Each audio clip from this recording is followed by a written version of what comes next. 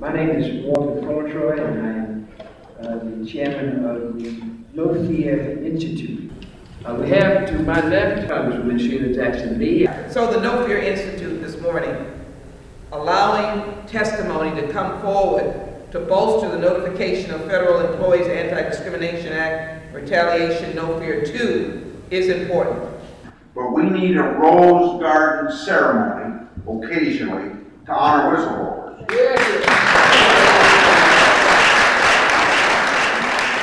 can guarantee you that we will be a protector of workers' rights. I'm truly honored to receive this award from the NoFEAR Institute, and I accept this award on behalf of all whistleblowers, past, present, and future. For 30 years, we've been training law students to represent whistleblowers. Dr.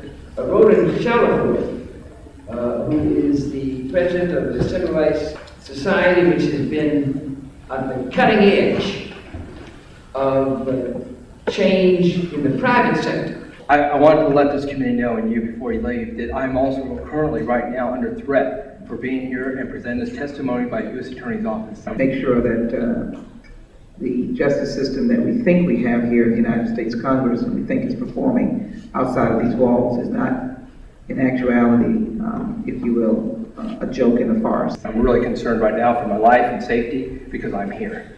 I just want to make sure that's real clear. You take your mother to the hospital and you say, "Mom, I'm taking you to the hospital, and there's about a 15% chance there's going to be an untoward event on you while you're here.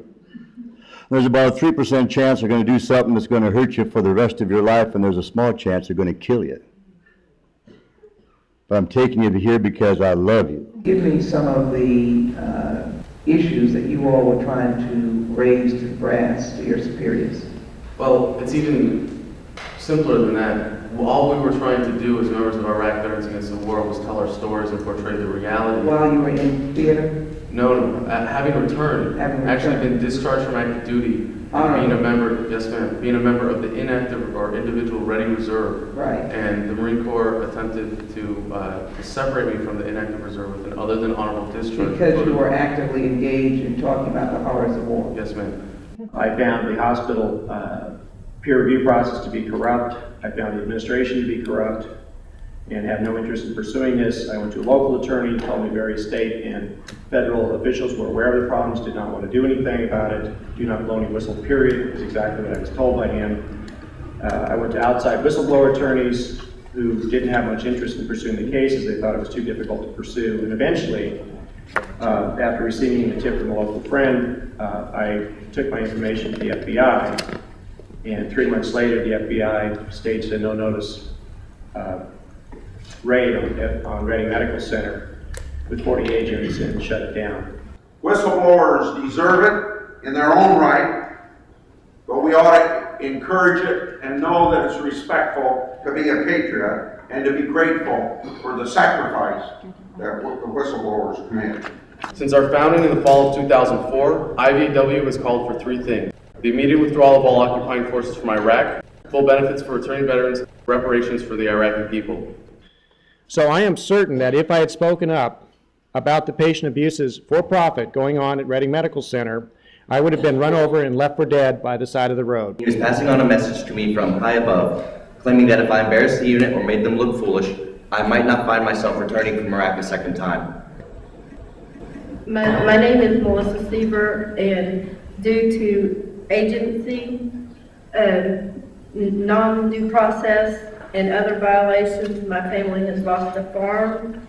My grandson is now labeled as an LD for the rest of his life, meaning that he is learning disabled because of stress regression that was diagnosed by his pediatrician following the manhandling of the U.S. Marshals. Trying to understand the action that you took that would warrant the termination. First, they placed me on something that they use in the government surgically. It's called a performance improvement plan, a PIP. The way it's designed, once you have placed on a performance improvement plan, you are basically fired at that point.